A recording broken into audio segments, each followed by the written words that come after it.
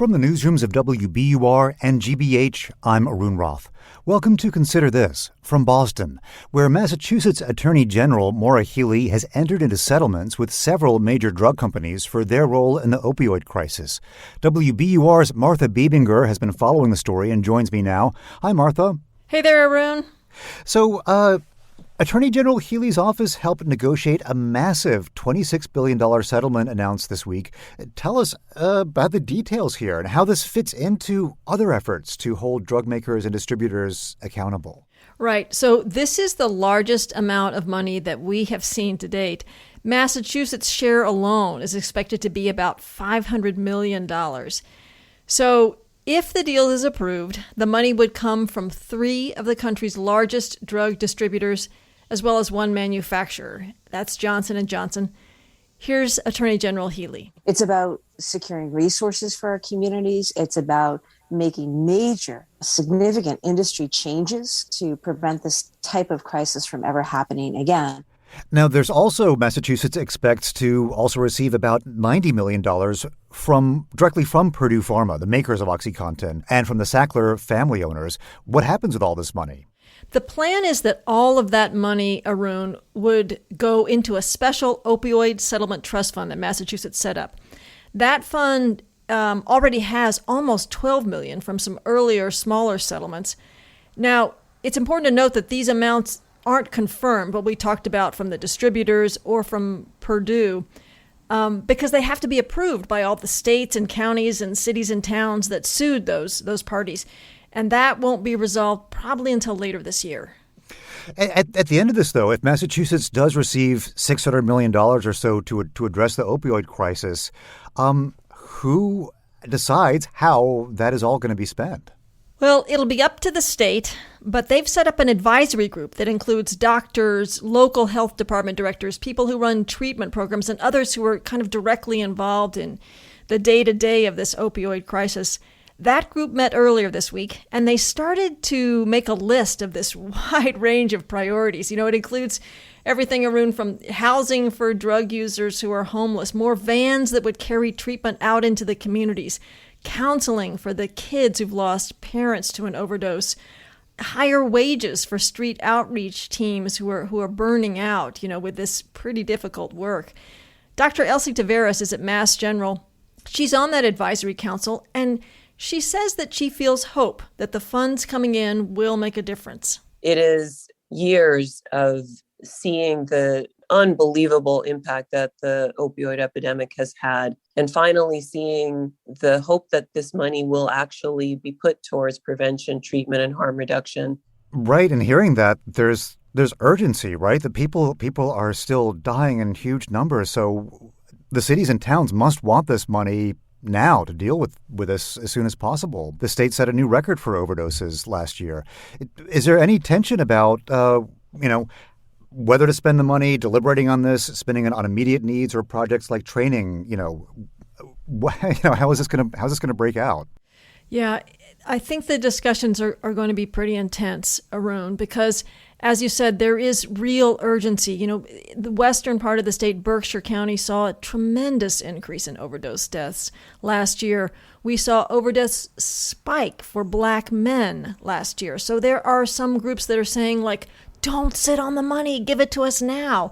But at the same time, if you are going to do things like build housing or train a more diverse workforce, that takes some time. So we'll start to get a sense of this group's priorities when they meet in September and make some initial decisions about where to start spending.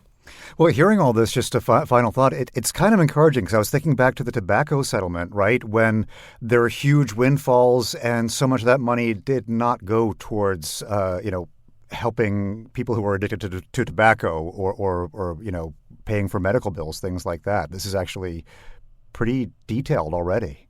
So, Arun, there is a slight caveat there. The major settlement that we just talked about, that $500 million that might come to Massachusetts, there are 150 cities and towns that also sued those parties. Now, the state and those cities and towns haven't decided whether all of the money coming into Massachusetts will go into that trust fund or whether some of it will go out to the individual cities and towns. Their attorneys say the intent is still to spend it on the opioid crisis, but there are other priorities, schools, roads, all kinds of things that cities and towns are struggling to fund right now as well. And so that's a little bit to be determined. Interesting. Well, we'll have to keep watching it with your help. This is deeply interesting, and given how much this has hurt so many people, really compelling. Martha, thank you for this. Thank you for having me, Arun. That's WBUR's Martha Biedinger.